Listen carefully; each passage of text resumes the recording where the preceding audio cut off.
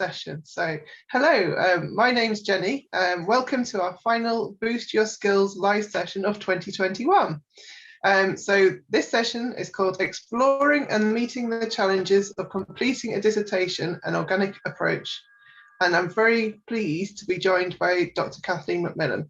The chat is open for you to talk amongst yourselves about what is being discussed. However, if you'd like to have a question asked at the end of the event in our Q&A section, then make sure that you add it to the Q&A window so that we can make sure we read through all of the questions. We will be doing some polls throughout the session using Mentimeter and Zoom. And we'd love to hear from you. So if you are able to join in, that would be great. Don't worry, no one can see how you vote. It's just a fun interactive exercise. If you can't join in on Mentimeter or on the Zoom poll, just pop it in the chat so we can see how you're voting. This event is being live streamed to YouTube, so don't worry if you think you've missed anything, you can always re-watch it later. And I will also be sending out the slides that were shown in the event. So without any further ado, I would like to introduce Dr. Kathleen McMillan, who has extensive experience of helping undergraduate and postgraduate students write up their dissertations across a range of disciplines, including the arts, social sciences, engineering, the natural and physical sciences, and medicine. She has also authored and co-authored several books that support students in developing the study and writing skills required at university. So thank you very much, Kathleen, for joining us, and I'm really looking forward to the event. So our first section is about the Mentimeter slides. So as you saw on our welcome slides, we do have some slides, and I can see that some of you have already joined in, which is great to see. So the first one is, what university do you attend? So if you're able to log into menti.com, so you just need to go to menti.com, and I do it on my phone and it's really easy, and just pop in the code, which is 43972819, and then we can see which universities you attend. And I can see that there's a few Middlesex students that have signed in and done it already, so that's good to see. Ooh, we've got Sheffield, Sunderland, we've got people from everywhere today. Hello, Cardiff.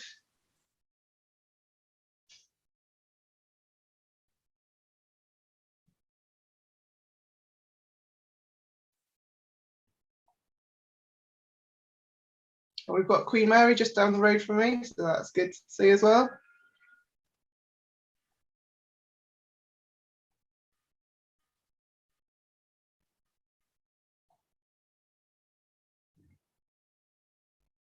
Well, we've got a good range of different universities here, so it's going to be a really interesting session, I think.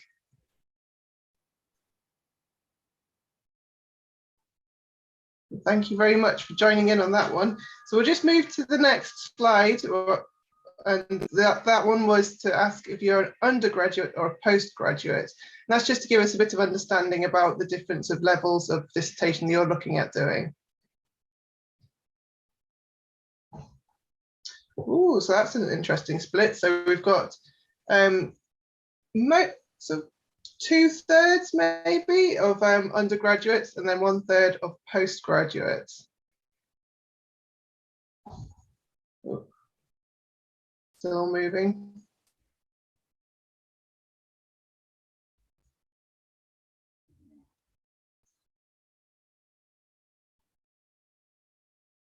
Okay, so that's an interesting one. So it seems like even when more people vote, the split seems fairly similar on that one. So Kathleen, that's an interesting one, isn't it? It is very interesting. So 2/3 to 1/3, but we'll I like round numbers, 20 and 10. I can do that arithmetic. Well, on that note, we'll go back to the main presentation then while we're still on round numbers, and I'll move to that slide. Right. Well, before we start off, I'd like to thank everyone for that information and for joining the webinar. The dissertations that you're facing are challenging, and in this presentation I aim to give you an overview of the process so that hopefully you'll be able to look on this as part of your academic studies, which is positive and even pleasurable. So many course assignments are prescriptive and limit your originality, and the dissertation is a type of assessment that encourages you to explore your ideas and present them in an original and unique way, often on a topic of your own choosing, but sometimes it's prescribed. In other respects, dissertations are prescriptive. They're not least of which is the structure. So let's see where we're going. We'll go in examining the dissertation, and I'm calling it a formula at the moment, to consider ways in which you can still make your submission the best it possibly can be. So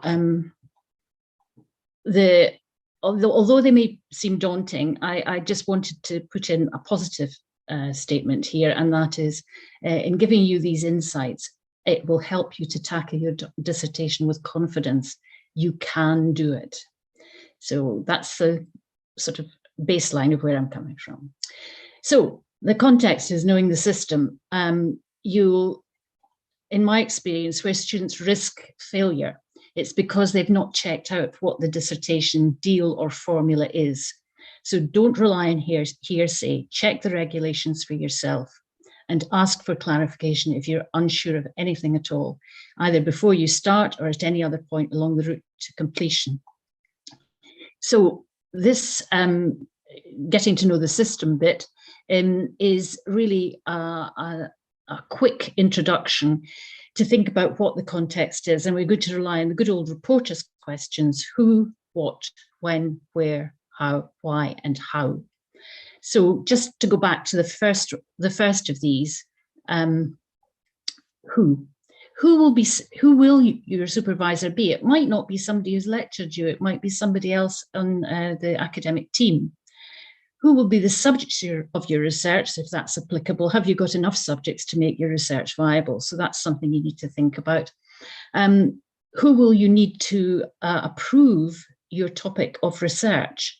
Sometimes the approval comes from your supervisor, particularly if the topic is self-selected. But just as a word of advice, where data gathering is involved, possibly you need approval of a university or departmental research ethics committee, and you have to factor that into the time you allocate to your completing your dissertation. And the final who is who will examine your final dissertation. Will it be an internal examiner, or will it be an external examiner, or will it be a bit of both? It's good to know these things, because you can't just knock on the door of an external examiner and ask them what they want. Moving on to the what. The dissertation is at what level is it? Is undergraduate or postgraduate? It's governed by regulations as to the elements and the layout. It will have limitations on length, and you need to stick to that word limit. Sometimes there's a margin of a percentage given for an overwrite or an underwrite. So you need to be aware that what your target is. But most important of all, it's a solo project. You're out there on your own doing this, and that's quite liberating in lots of ways. But whether you're an undergraduate or a postgraduate, you should look on your dissertation as a preparation. It's a preparation either for the world of work or for further study. So sorry, I'm on the wrong mouse. The who, what, when, you have to identify the time scale. And later I'll show you a Gantt chart example to show the time scale. What you need to do is think about the submission date, taking into account other commitments, tasks, submissions, exams, for example, working backwards from the submission date. You need to work in time for researching the topic, constructing a plan of the dissertation, planning the writing, and we'll come back to that later. The writing itself, and here I'll put up a huge balloon of warning, and that is, however long you think you have to do the writing, it will take longer. So take that into account when you're planning your time. And also factor in editing. I've seen students run right up to the deadline, and they haven't actually read the whole piece of the writing right through, so it's good to factor that in again. Where is this going to happen? Now, this may seem obvious, but you're conducting research perhaps on campus, perhaps off campus. And in the current climate, it might well be off campus. It might be in the field or on a placement, or you might have to do a lot of it on research, a lot of the research on a distance learning basis because of the situation we're in. That has implications for accessing the research resources, including the literature. Have you got online access to your library? Can you get a sight of things off your own library or onto another campus? Have you got software packages available to you? You might need a specialist package, for example, in statistics. For specialist facilities that you might need, because you might need to check in on the use of equipment. You may need to book it well in advance, and to turn up the day after you've decided on your topic and say, I need this equipment, it might just not be possible. Other people will be using it. So make sure you do that. Why are you doing the dissertation? Well, it's a course requirement. It's a chance to explore a topic of special interest to you in depth. It's an important opportunity to demonstrate your higher order thinking skills. How can you think critically and analytically? It's a significant personal achievement for your university career, and it will be, as I said earlier, it could be of interest to your future employees, not perhaps the topic, but the fact that you've done it. How are you going to do it? Well, you have to identify the topic. It could be allocated to you by a staff member. You could choose it from a set list. You could select it for yourself, but you've got to be sure it's viable and acceptable, not too vague, but not too ambitious. So you need to scope your project in broad terms. The two phases in the actual production of your dissertation are researching the topic and gathering the data, writing up, rewriting, editing, and proofreading. So let's crack on. Your first thoughts, blow your mind. Before you've actually opened a book, start just with a piece of paper and note down any ideas you have, lists, diagrams, tables, just a brainstorm. Think of and note down any questions that arise and that you probably need to address. The next thing sounds a bit strange, but I often did this with students and they found it quite interesting as well as valuable, and it kind of strikes a note for the rest of this presentation. What I would ask you to do, not at this particular minute, but sometime very soon, in no more than 37 words, write a draft abstract for your dissertation. Okay, you've not done the research yet, but write what you think the abstract might look like. Put this in an envelope until you finish the main body of the work, and then you can go back and look at it and see how far off you were and how far you've moved. There is another point here, though. In writing to a given word limit, 37 words is a really odd number of words. And I won't tell you how I came to that figure, but it's an exercise in clear expression, and it should highlight for you ways in which you can make your writing text succinct and readable. So going on then, we need to establish the perspective of the research. You've selected or been allocated a topic, but you need to then identify the aims and objectives. And I've written these up here because sometimes people use these terms interchangeably, and they're not. The aim is the long goal, and the objective or objectives are the steps you need to take to achieve these aims. So it's an important point to keep in mind. So in terms of options of planning, you use your visual brain. I'm a visual brain person, and if I hold up this piece of paper to you now, this is this presentation that I prepared. That was my mind map, my throwing my ideas down on the paper. You can use timelines or tables or grids, and that's something that types of things you are familiar with. But the next slide is going to show you a Gantt chart. Now, this was developed by a man called Henry Gantt, I think in about 1910. And the Gantt chart is showing down the left-hand column, the numbered column, the different stages or elements that you will have to cover in producing your dissertation. And the coloured bands along on the horizontal are showing how much time you might need to allocate, but most importantly, the sequence in which you have to allocate time to these things and how they'll occur. You'll see for some things there's overlaps, for some things they're consistent right through the thing, and for other things it's just a quick flash thing. So writing the abstract, you'll see, comes in week 1, but it then appears in its real presence in week 13. This is a 15-week model I've used. Right, so if we move on, and before you can write your dissertation, you need to conduct research, and that will give you the content for the work. But how do you go about it? Well, I've got a little list of things that are going to jump up in front of you just now. First word is systematic. So it's systematic, and next one, Jenny, systematic collection. Now, systematic and is key to this whole exercise of a dissertation. You have to be systematic about everything you do, partly because you need to be able to explain it to your supervisor, but it will come through as the thread in your dissertation. So it's systematic collection and analysis of data. Now, I'm saying analysis of data is any kind of information. Data is a word that many people just assume is figures. It's not, it's any kind of information whatsoever. And it's for action and change. Now, that's the kind of mantra, but the change means not that you're going to change the world, nor that your dissertation is going to change the world, but it is going to represent a piece of work where you can make recommendations to the wider academic community, recommendations to your supervisor, and a recommendation perhaps to yourself as to where you think this kind of research could lead with more time and greater support, perhaps financially. So how do you go about it? Well, it depends on the discipline, the topic, and your knowledge base. How much do you know already? And hopefully, if you've chosen a topic, it's because it interests you and you have some knowledge base. And you need to be able to access literature resources. But there are two aspects to this. You have to make a decision. Usually, it's a dichotomy.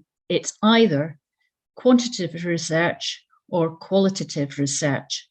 Now, quantitative research is anything involving experimentation, surveys, statistics. It's a numerical approach. Qualitative, on the other hand, is based on observation of, for example, qualities and characteristics. It tends to be literature-based, but not always. And sometimes you will have part of your dissertation may require quantitative research, but also some qualitative research, but you need to know the difference. So moving on, I've compiled here a quick alphabetical list of potential elements of dissertations. Now, the reason I've done this is that the terminology changes according to discipline, according to institution, and it will depend very much on your regulations. But I've popped them all in alphabetical order because I wanted to focus on one particular one, well, three. That one, appendix. If you look on it, it wobbled. And the reason I deliberately made it wobble is that the appendix is very often, let me define it first. It's the information that is not required in the dissertation, but may help the reader's understanding of the context of the dissertation. Now, some institutions will not allow an appendix. Some will. If there's more than one, it's called appendices, that's the plural. Now, this is where you have to be very careful. I talked earlier about word limit. Some students, quite innocently, of course, will add an appendix and not include the length of that appendix in their word count. Some institutions will allow that, some will not. So if you write an appendix and you count the words, those words will be included in your final count for the whole dissertation. You have to clarify that very early on with your supervisor, because you might be penalised for one thing, but also it might be better to try and incorporate the information within the dissertation and not have an appendix. The next one that I highlighted there was bibliography. I've put bibliography, references, literature cited. And the reason for that is that in many referencing systems, the terms used vary. So for some subjects, the list of things that you have read will be headed as a bibliography. Some will be headed as references, and some will be headed as literature cited. Some will have a bibliography list and a reference list. So just to define them, the bibliography is normally the list of everything you've read, but not necessarily included in your work. The references are the things that you have read and included in your work. And the literature cited, as it says, is mentioned in your work. The other one which I've highlighted there is discussion and/or conclusion. Again, there's a bit of debate about whether you call it a discussion or a conclusion. I can think of one course where I taught orthopedic master's students. They had a discussion chapter and a conclusion chapter. Other institutions and other disciplines just call it a discussion. Some call it a conclusion. So it's again back to the regulations and see what it means for what you have to do. I think the rest of the things are fairly obvious. I didn't mention glossary up at the top there second top on the right-hand side.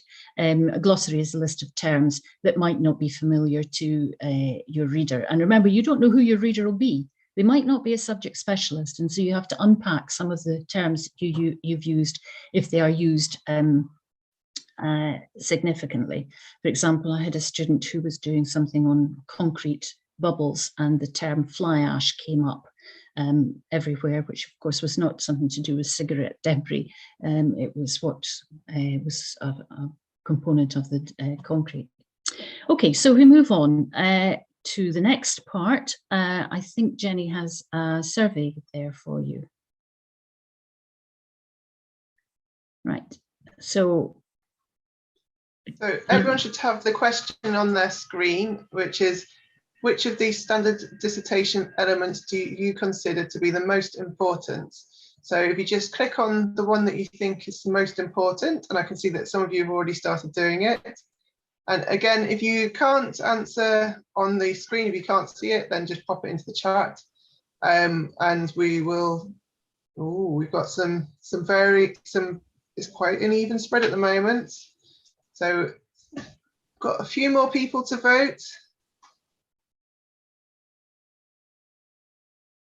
The options are author, title, date, or abstract, or methods and materials, or results, or discussion, conclusion, or references. Okay, so last chance to vote. Still ticking out. There's quite a few people that we're at 82% of the attendees have voted now. So if you want to vote, now is your last chance, because I'm going to end the poll and display the results. Okay, thank you.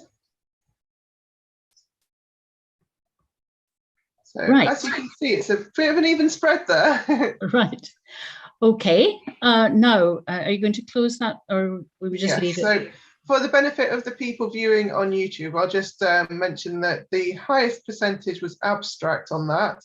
But then after that, we had the discussion.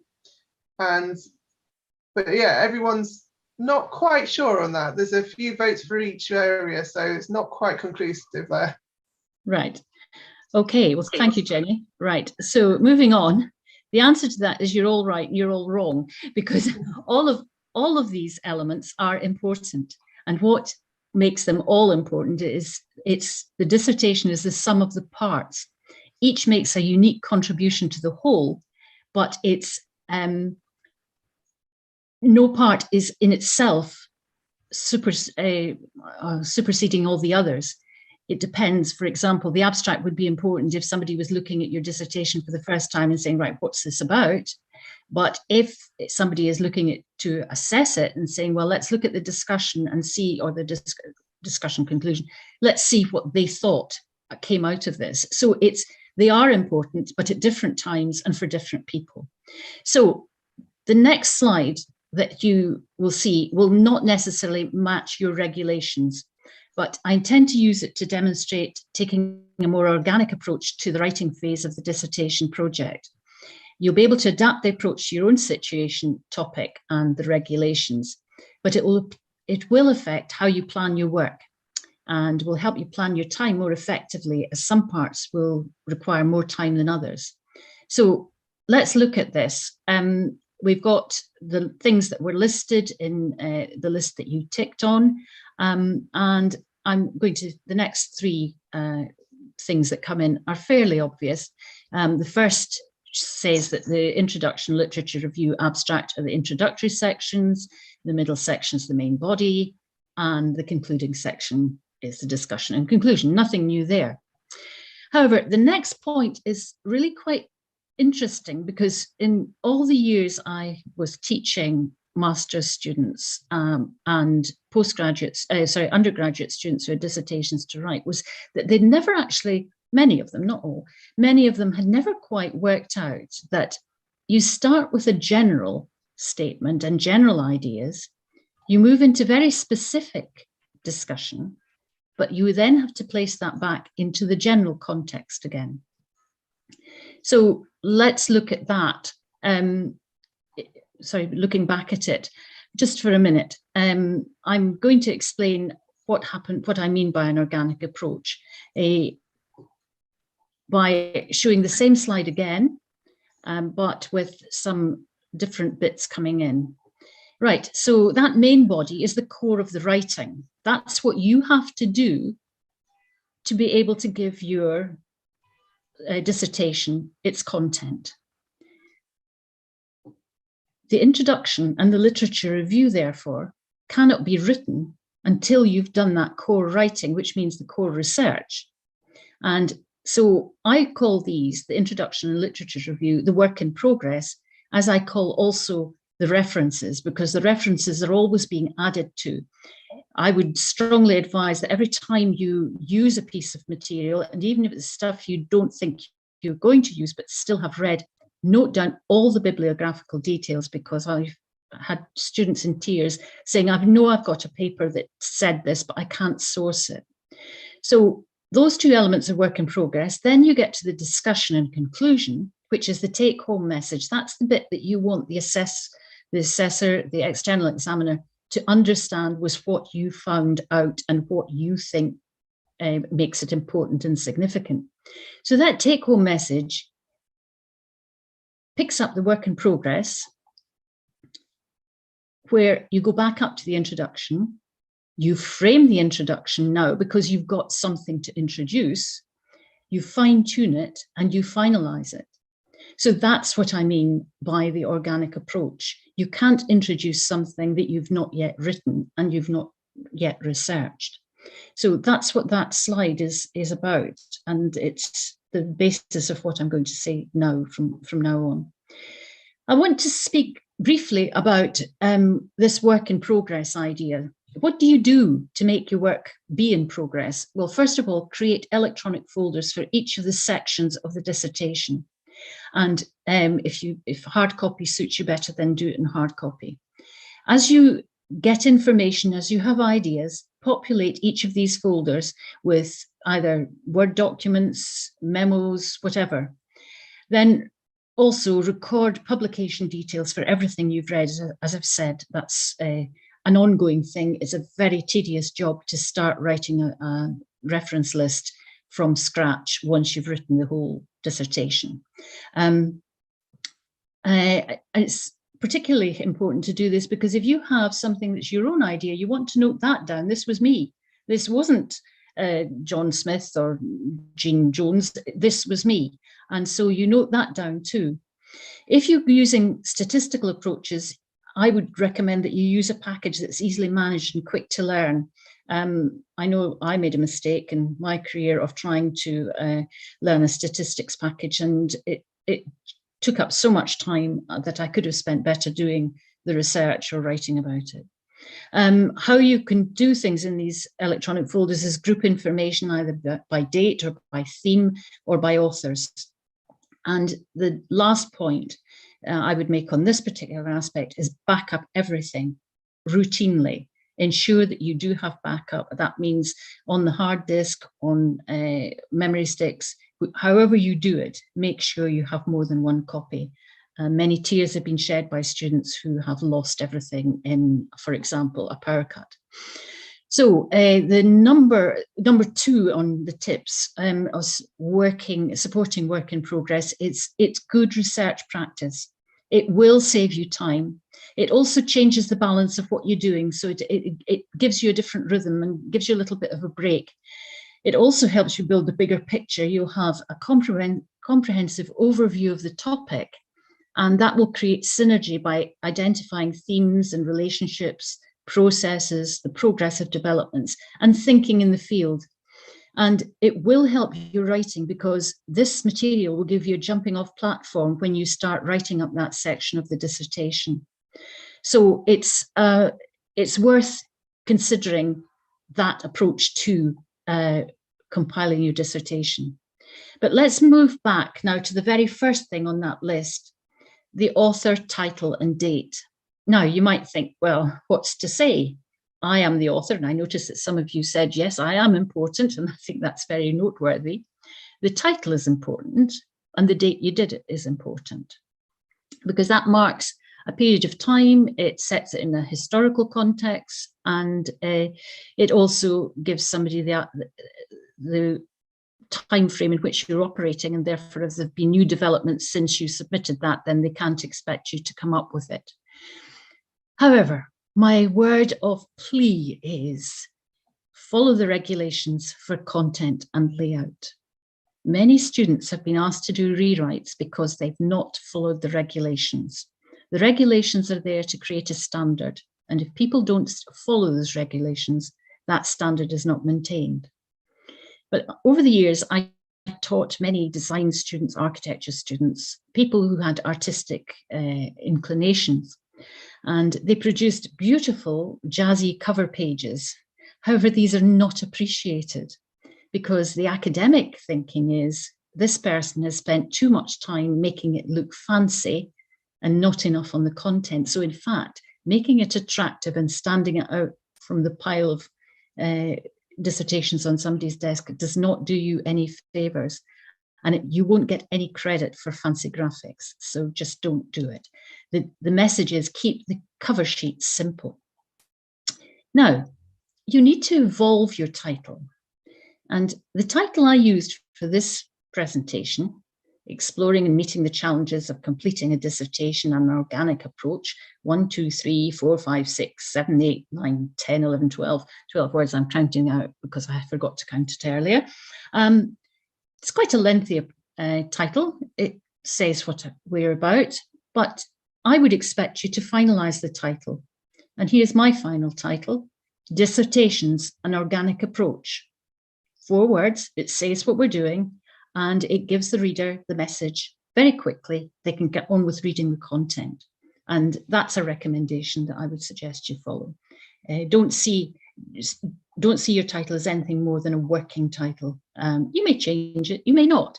You may be advised to change it, you may be advised not to change it, but that's something you can discuss with your supervisor. So let's get on with the materials and methods. Now, some people call them methods and materials. I think that comes possibly from a scientific background, but not necessarily.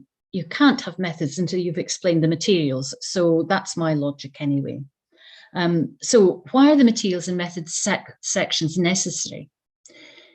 The first reason is a standard academic procedure. It requires the ability to replicate. You should be able to replicate your experiment. Somebody else should be able to replicate your experiment, whether you or somebody else does it. You should be able to show somebody how you did it. You're doing that because it's progressing a research thread, and it's necessary because you need to explain or describe any item or process that's used to progress the research. So that's why you need to have it in there. But why is it a good point to start off your writing? Well, I said earlier that this is the core writing.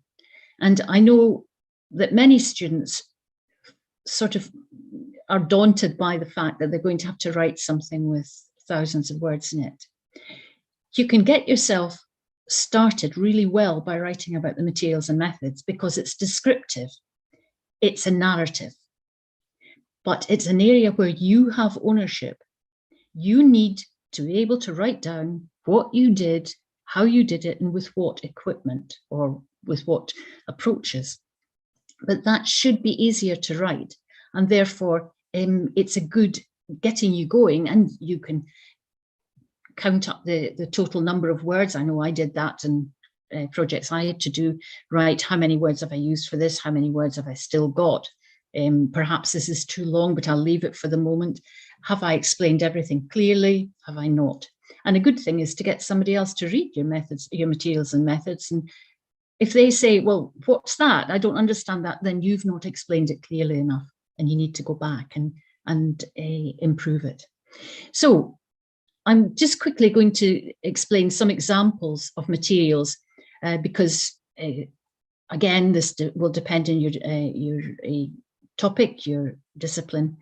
But some examples would be, the materials could be equipment or experimental apparatus.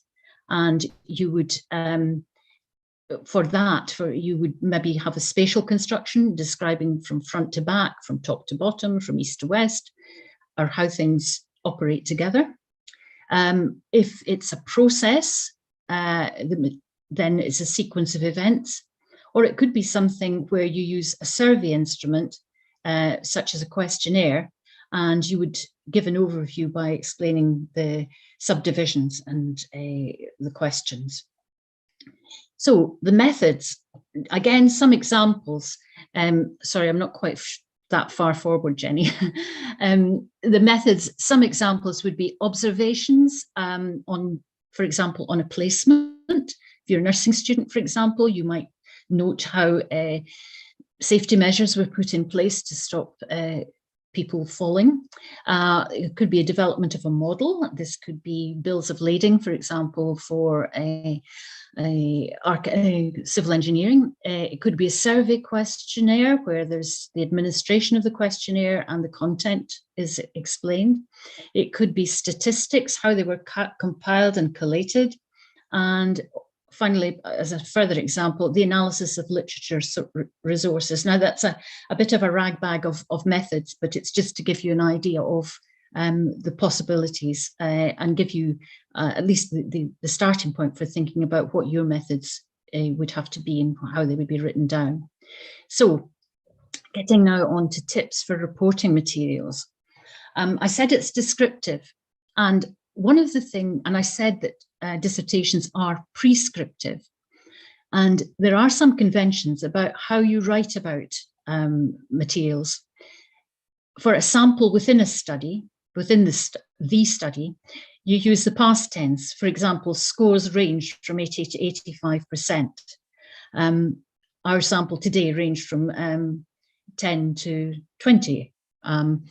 So the next one would be populations in a study. So it's the people involved in that study, and you would talk in the present tense for things that they normally do. But if you're talking about conventional materials, it would also be present tense. Machines are 3 meters in height. But if it's designed materials, things that you designed or had designed for you, then you would use the past tense or a passive. Now we're getting into the realms of grammar. And I've put this in because it is a key to writing in academic writing, and I'll come back to that in a moment. So this word about the passive in academic writing, people will throw up their hands in horror perhaps and say, what does that mean? Here's an example of the active voice, which is the opposite of passive. We placed the poles 5 meters apart. The passive expression, same information, the poles were placed 5 meters apart. Now, the reason it's that the passive is used is it places the emphasis on the action. what happened to the polls, and not the actor, which in the example above is we. While you and your nearest and dearest will consider yourselves very important in academic writing, I'm afraid you're not. So if you want to know whether you've used a passive, if you can make the sentence and say by whom, so the polls were placed 5 meters apart by us, then that's a passive. The answer identifies the actor, so that's where you can identify it for yourself. Now, one of the things that causes students some problems is that some packages, word processing packages, will pop up and say passive use, as if it's wrong. In academic writing, it's quite acceptable. And it's the norm for many disciplines, except in some, and one exception is psychology, where they prefer writers to use the active voice and involve the experimenters, the researchers in the text. But that is an exception. So if you're in doubt, ask your supervisor.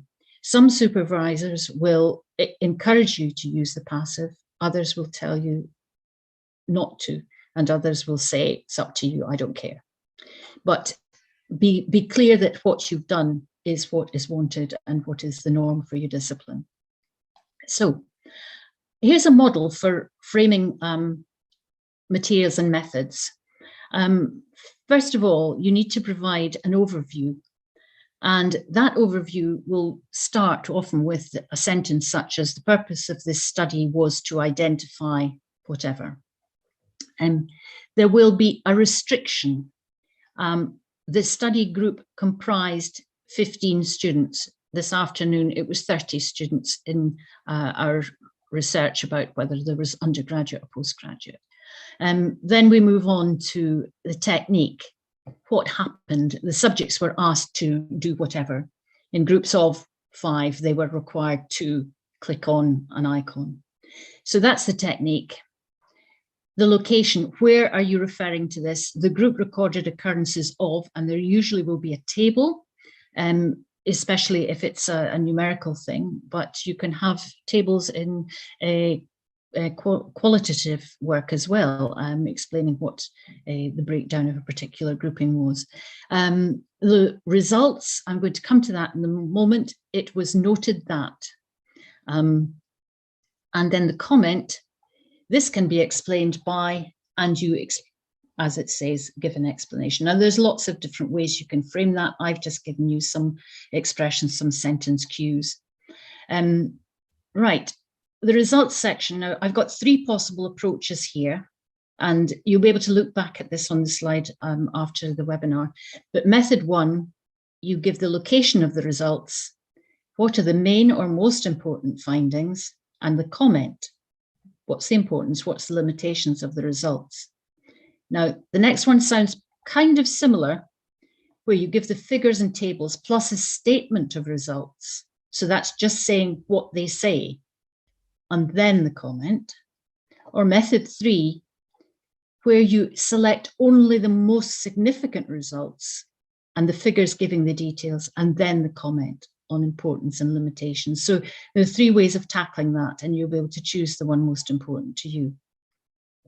Right, if we now go on to the next slide, this is where I've split I've pulled out the literature review and the references. Remember, literature review could be bibliography or literature cited. Now, the general material is, we've called it literature review, but be aware sometimes this can be a critical review, depends on the discipline, and you match that up with a reference list. And you can work on this concurrently as work in progress. You can start filling out those folders I talked about earlier by saying, oh yeah, I've looked at this aspect of an approach, and here's the literature on it. And you can start working on paragraphs and pages on this. The literature review will give you, in itself, will give you an overview of work to date, and it provides evidence on which to base your study. It's to show your understanding in the field, identify the strengths and weaknesses of reports of existing work, but particularly your ability to think critically. So it should be comprehensive. That means seminal work, but not everything you can find. It should be connected. It should be relevant to your study and not too wide-ranging. It should be contemporary in that it's up to date with provenance. It's got truth behind it. It could be chronological. It could be themed by aspect or common denominator, not just chronologically. And it should be coherent. So what you need to look for in your literature is, I said I'd talk about critical review. Critical review is an assessment of work reported. It provides commentary on main issues, the basis of evidence and questions tackled, and balance within the paper. And again, it should be comprehensive, contemporary, and considered. That means balanced and coherent. So what to look for in literature that you select? It's authorship. Is it well respected in the field? What's the main focus of the paper? Is it relevant to your topic? What's the reason for the paper? Sometimes papers or books are written under sponsorship deals or for academic research purposes, but be aware if there is another agenda. What are the main findings and data sources? Are they valid and are they repeatable? So what you're being asked to do in your dissertation and in making your research repeatable is standard in any academic piece, any piece of academic writing. What are the main issues? And there you have to evaluate the strengths and weaknesses. Just because something's written in paper or on a screen, it doesn't mean to say that it's true, it's right, it's accurate. You have to evaluate it.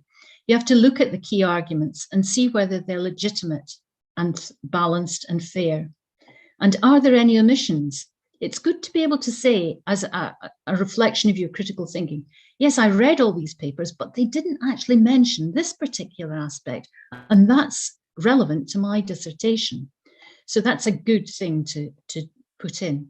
Now, we have a quick survey question here about choice of referencing system. Now, we're going to do this very, very quickly because I'd like to move on to talking about referencing systems in more detail. Okay, so we've got quite a few people voting. So if you would like to vote, I would do it very quickly because we'll probably stop quite soon. There's one type of referencing system that is way ahead of everything else. So we'll see if you're surprised by that or not, Kathleen. I'm not. Okay, so let's end the poll and share the results. So right. The majority of people will be using Harvard's referencing. Right. Okay. Right. That's very useful because the referencing systems are dictated, as I've said earlier several times now, by the discipline and by the department. And you have to set up a system of recording this information. But let's look at Harvard was mentioned. Now, Harvard, I'm going to put aside Modern Language Association, Chicago, that IEE one that I saw come up on the screen. These are all subject specific, and they have very prescriptive outlines of how all sorts of resources should be cited and listed in references listing. The Harvard one is interesting because, as we saw on that response, it's the most commonly used. It's possibly the easiest one. But there is actually no manual of advice on Harvard. It does not come from Harvard University. It has been something that has evolved in the academic world. And I could, as in some training courses, I've got two people from the same department to explain what the Harvard method is. And we get two different explanations. So what you have to do is go back to your regulations and see exactly what the interpretation of the Harvard is, if something that you have to follow, then follow it as written in the regulations. And I see somebody saying it's more of an institution. It's institutional prescription, but it's not Harvard University. Okay, so if we go back, if we go on to the ways of citing sources in your text, This particular aspect is something that many students don't really understand to begin with. Maybe they are told it later, but I'm going to show you two ways. For long-standing, well-recognized work, you use an information prominent citation. So you make this statement. In this case, children who display dyslexic traits are often found to be highly intelligent. And then the source of this comes at the end in brackets, followed by the date. Now, this is following a Harvard style, by the way. The source is given at the end of the sentence. For the more recent work that may still be under debate, you use author prominent citation, where the author, again, Watt, but in 2021, says he reported that children using dyslexia font have been found to improve their reading abilities significantly in alignment with their chronological age. So the author is actually involved as part of the sentence. Now, there we have it, but this is important that you realize this when you're writing your literature review, because it leads your reader through your journey through the literature and your assessment of it. Now, in a following slide, I'll explain this more. How you can use language to adopt a position. You use reporting verbs. Now, they fall into roughly three categories: neutral, tentative, and assertive. Now, I've chosen some which are arguably could be in one or more than one of the categories, but just to make the point. Neutral, what explained that, what outlined the steps. But if it's that's quite just stating facts. Tentative, what surmised that or what suggested that. So maybe this is still up for debate. Maybe it's not absolutely sure. Maybe what was guessing. Maybe he was saying, logically, I think this, but I'm not quite sure. Assertive, what contended that and what advanced the view that. Now, that's very much, this is my opinion, this is what I'm stating. So the verbs you use can indicate your logic of thought. So for more examples, you can go to the Study Skills book in 2021. And the reason I'm saying that particular book at this particular time is that, as you've seen, the publication date is this year. Many of the referencing systems that are cited in many textbooks, including some of my own, have been superseded by changes as referencing systems have adopted the need to cite online resources and so on. So you'll get not only those verbs, but referencing systems in there as well. So I've said the next slide I think I've covered, so we're just going to skip that, and I'm just going to point out that you can report literature appropriately. You can do it by direct quotation and information prominent, author prominent, as I've said. Where it can happen incorrectly is when students, writers use words directly from the source without giving the author details, and by using the original text and simply substituting words similar in meaning, synonyms, for some of the words, and then claiming the idea as their own. Obviously, this is not acceptable, and it's part of academic ethics that you must attribute all your sources. That shows that you're aware of the key contributors to knowledge in your field. It authenticates your work and it avoids plagiarism. So moving on, I just wanted to have a very quick word about plagiarism, because higher education is tackling plagiarism vigorously throughout the world. There are now systems in place that make it detectable. Penalties can be imposed. It's prejudicial to career and also to financial health, because sometimes people use essay mills and so on. Right, moving on then to the discussion, because I'm watching the hands of the clock going round.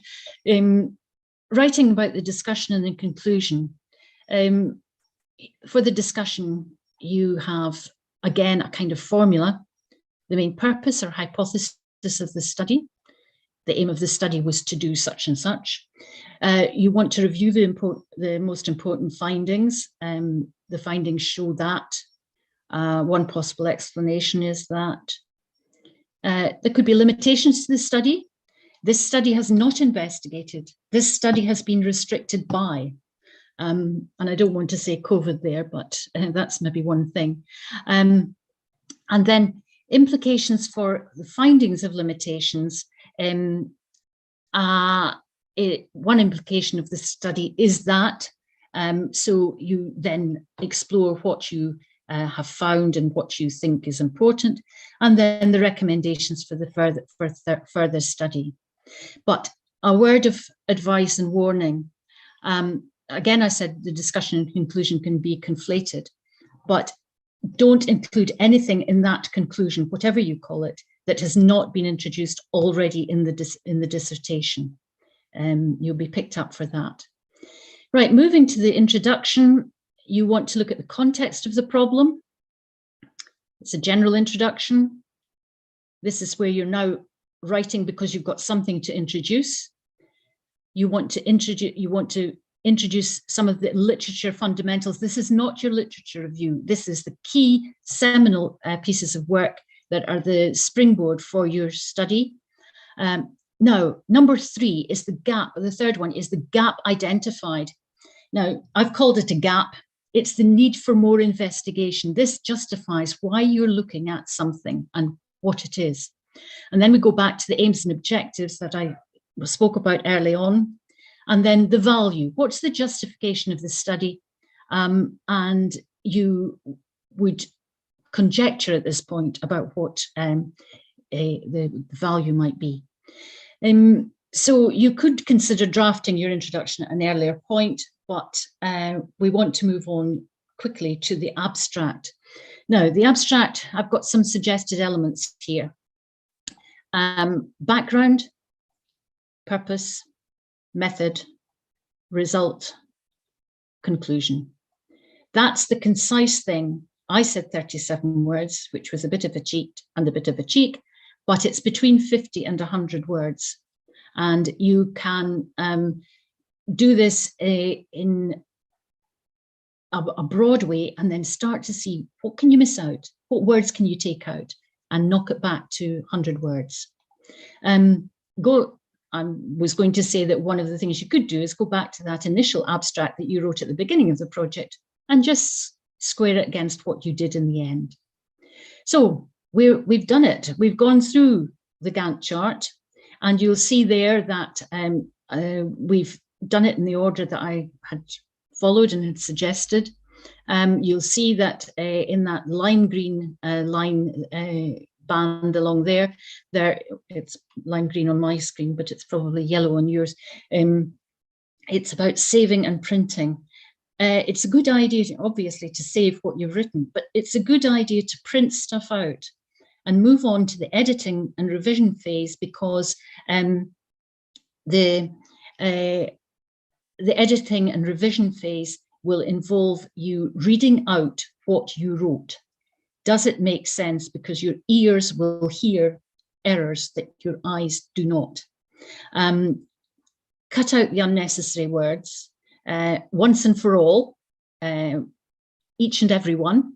All these words can be reduced to one word. Monitor the word count and don't overrun the limit. And look on the revision of your reference list as part of the editing. And that's part of the process that can be very time consuming. So we had one more survey question. I don't know if we've got time to do it, Jenny. Do we have? We can do a very quick one, but you will have to join in and answer very quickly for us so that we leave time for answering. Questions. So it was this one, wasn't it? How much support? Okay, so we'll do it. How fast can everyone vote on this one? So that's it. Thank you very much. We've got some really quick votes on that. Okay. We've got to 50%, so I think that will do. I'm going to end the poll now and share results. So most people think 1 hour per week or 1 hour per month. That's the sort of 45% on both of those options. Okay, right. The reason I included this is you need to manage expectations. you need to set out or have set out with your supervisor exactly how much time they can give you. It may not be that they don't want to give you time. It may be that they just don't have the time to give you. It may be a regulation so that there's fairness, that everybody gets the same. It could be 1 hour per month. It's not likely to be 1 hour per week, in my experience, but it depends on the time scale and so on. Then there was a further survey, and I'll just go back to that, because the next one asked you, do you expect people to complete a read through of the first draft, of the second draft, give only oral comments, give detailed written comments, or proofreading corrections? Now, again, that's something that you have to negotiate with your supervisor, and they will be very clear on what they are able to do. It's not that they don't want to do it. It may be that their time constraints are such that they can't give you all that. I said that this is a solo project, so if somebody's giving you detailed written comments and proofreading corrections, it ceases to be your work and it's somebody else's. So, just finalizing, I have listed some dissertation challenges. I didn't want to put them at the beginning because it might sound a bit negative. And I finally finish with 10 dissertation tips, and you can read these because they're on the screen. The idea of the challenges, as I said at the beginning, you can do this, and I hope you enjoy writing your dissertation. I'm sure you will, and you'll be very proud of it when you've finished. Thank you very much. Thank you. So the 10 tips, which I will very quickly show on the screen, we will be sending out to you. So don't worry, you don't have to read them in and write them down in a mass panic. We will be sharing it, and they're really great tips, as was the rest of the content. So thank you very much, Kathleen. So I'm going to stop sharing my screen, and then if anyone's got any questions, now's the time to pop them into the Q&A section. So let's see what we've got. We have had some additions, but I don't know whether that was during the events. So just there was a question about how to view the recording of the event. We will be sharing it on our YouTube page, and I will email all attendees a link to the YouTube page. So don't worry, you'll still be able to watch it, and you'll have that information from me within the next 24 hours. So we've also got a question saying, what's the difference between bibliography and reference? Right, the bibliography is everything that you have read. The reference list will be only the things that you cite in your dissertation, except there will be a bibliography list in, I think it's English, where they will have a bibliography list and a reference list. So it's everything you read, and then a separate list of the ones that you cited in the text. Okay, thank you very much. We had a few people raising their hands. I'm afraid that we aren't able to answer questions from you that way, but please do pop them into the Q&A section. So what else we've got? We've got, in a literature review, do we need to mention our recommended project, and then in brackets, artifact, solution to the problem? I'm not sure I understand the question, actually. Could you read it again, please, Jen? Yep, in the literature review, do we need to mention our recommended project solution to the problem? Ooh. I think it's not something I'd like to answer categorically. I think it's something you would have to ask your supervisor, because that sounds like a very specific discipline question. And I wouldn't want to make a general statement that might scare other people, but equally be incorrect for that discipline. I'm sorry, I can't be more helpful. Okay, let's see. On the literature review again, someone else asked, how do they write about a reference? So how do they say why it's good and why they've used it? Well, if you look at the slide that I had, which was about the information prominent, and then I had the verbs afterwards. I think what you would do is you would say that you would use a form of words. If you agreed with it, you could say the the work by Smith has contributed significantly to our understanding of dyslexia. If you disagreed, you could say the work of Smith is open to contention, and the reasons for stating this are that, for example, he has missed out childhood dyslexia as opposed to adult diagnosed dyslexia. I hope that helps. We've also got a question about some ideas for the topic of dissertation. So Elena's asked if there is a resource where they could find ideas for the topic of their dissertation. Oh, I think if you go to your subject specialist librarian in your institutional library, they will have a resource bank of materials, of references where that cover particular topics. And one of these will be a list of suggested topics. But one of the things you could do is go and look at, for example, I'll say New Scientist for want of a better example, but say New Scientist, and look and see what the topics have been that have been covered, say, over the last 6 months. And that might give you an idea of, well, that's actually quite interesting, but you know, they haven't talked about what did I see the other day about hedgehogs breeding twice in a year, and this affects the hedgehog population. So I'm going to look at that. So that would be one way to go about it. Perfect. There's someone that's asking about bringing in their own lived experiences, background of the study, and to what extent that is it possible to do that, and in what way? Yes, it would be possible. It would depend on the subject, the discipline, and then that lived experience becomes part of your resource. And you would perhaps be able to write a section on, for example, I was a nurse in a pediatric hospital, and I watched the progress of children who had cleft palates and their progression after surgical treatment. And I noted that there was a psychological impact on them, and so on and so on. So you could put that in as a resource, and you write on it as yourself, that it's your own material.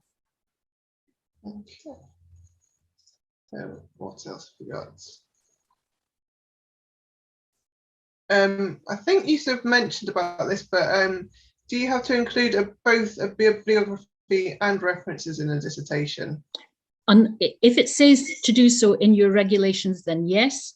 If it refers only to a reference list, only give the reference list.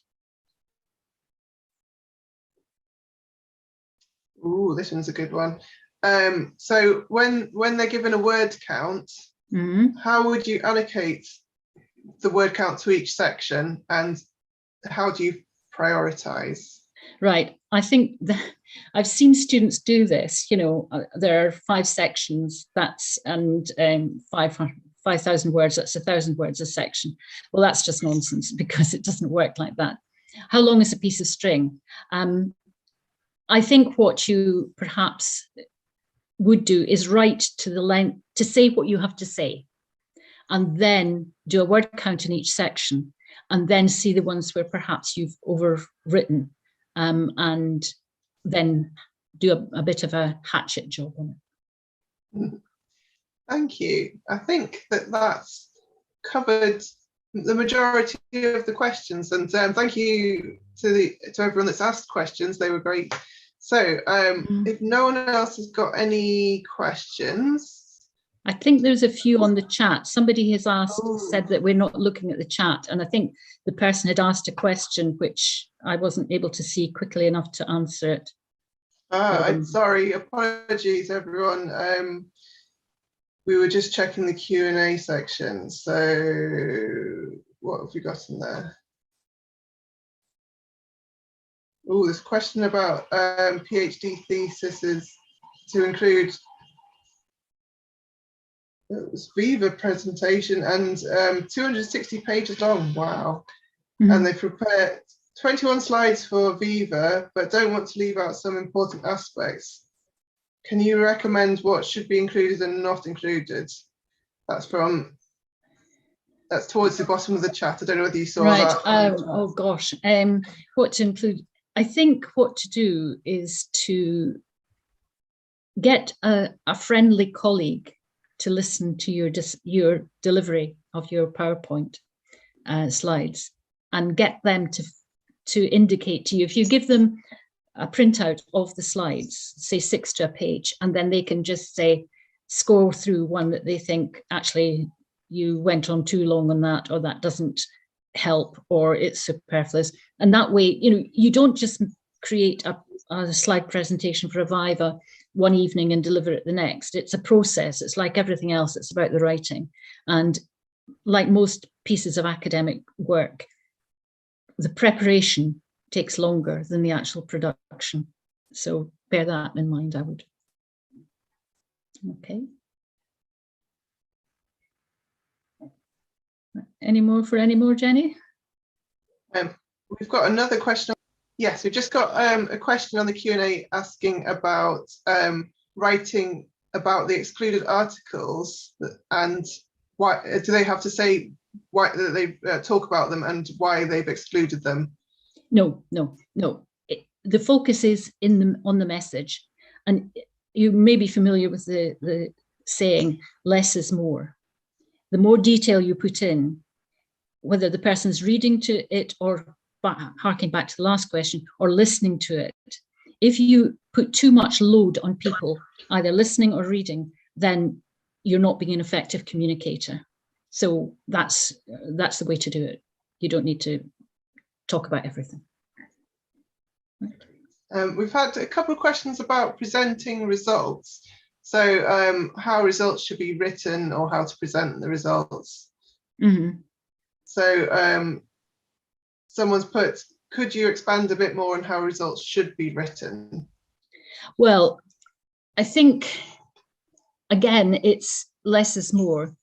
You only put in the results that are making a contribution to your conclusion, but also you want to make sure that you've expressed them well. And sometimes when you get two kinds of students. You get students who can write at length about the results, but are hopeless at doing a graph or a table. And the other way around, people who hit the reader with 10 figures and 2 sentences under each of them. Okay, job done. So what you've got to do is strike a balance there. I think with talking about the results is to say what your aim was. And as I said on that slide, is right, where are the findings? They're on the tables. Here are the tables, and I'm going to explain what they mean. Again, this is something, get a colleague, somebody who's in your own field and understands the kind of thing you're doing, to read it over. And if they say that's not clear, then you have to go and think about, well, what can I make it? How can I make it clearer? And the final thing is that a picture tells 1,000 words. So if you can make something into a graphic, that can say quite a lot, but you need to pull out of that graphic what's significant, and not just say there's an x-axis, a y-axis, and 6 columns. You need to say why the highest column is important and why the lowest column is important. So in this time frame, I don't think I can say much more about that at the moment. Okay, I'll ask one last question. I think after that we'll close the session. So we've got one question from Eileen, who's asked, should we try to give a balance in views, or should we slant the reference towards those that agree with our stance?